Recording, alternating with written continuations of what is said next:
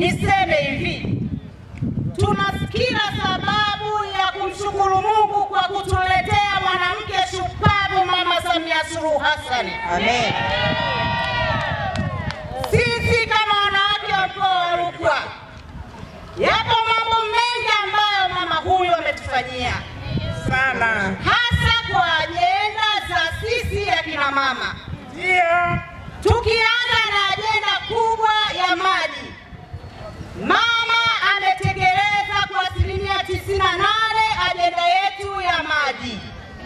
Tulikuwa tunapata tabu kubwa sana kutembea mwendo mrefu kwenda kufuata maji, lakini mama huyu ndani ya kipindi cha miaka 4 kwa kweli amejitahidi sana kututua kina mama ndoo kichwani. Piga kelele kwa Mama Samia Suluhu Hassan.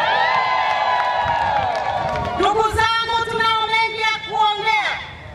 Ukienda kwa wakulima, sisi kina mama pia ukulima ni ajenda yetu kubwa, lakini mama huyu ametoa bajeti kubwa iliyovunja rekodi katika vipindi vyote toka tumeanza uhuru.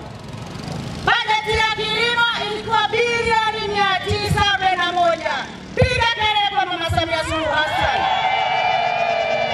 Mama huyu hakuishia hapo, amegusa kila sehemu, kila sekta. Ukiangalia kwenye sekta ya elimu, watoto wetu wanasoma bure, lakini tumeona madarasa ya kisasa. Ukienda vijijini, ukiangalia darasa utafikiri tuko Dar es Salaam, lakini Dar es Salaam imehamia vijijini. Piga kelele kwa Mama Samia Suluhu Hassan. Tutamlipa nini huyu mama?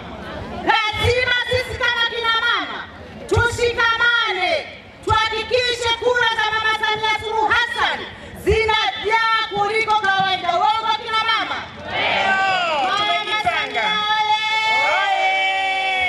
Amegusa kwa wazee, amegusa kwa vijana. Vijana wetu walikuwa wanatozwa faini, kila akifanya kosa analipa shilingi 30,000. Lakini sasa hivi vijana wetu wanalipa shilingi 10,000. Padogo hapo? Wachepa huyo? Lakini katika kipindi chake chote ameweza kutoa fedha za miradi mabilioni na mabilioni.